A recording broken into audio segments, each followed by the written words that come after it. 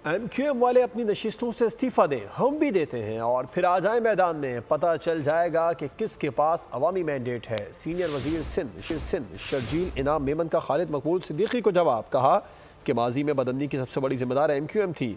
Dumper हादसात को जवाज बनाकर नफरत के बयानात दिए जा रहे हैं। मैं अपनी भी कॉन्स्टिट्यूंसी से रिज़ाइन करता हूँ। MQM के कोई भी आज जो रहनुमा सामने बैठे थे वो भी अपनी कॉन्स्टिट्यूंसी से रिज़ाइन करें। पता चल जाएगा कि आपके पास अवाम का मैंडेट है या अवाम का मैंडेट हमारे पास है।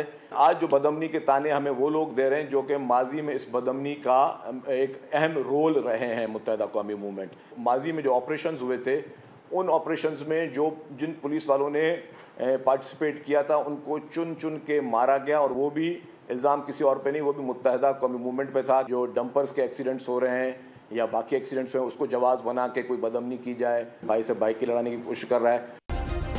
सब्सक्राइब करें और बेल दबाएं ताकि कोई खबर रह न जाए।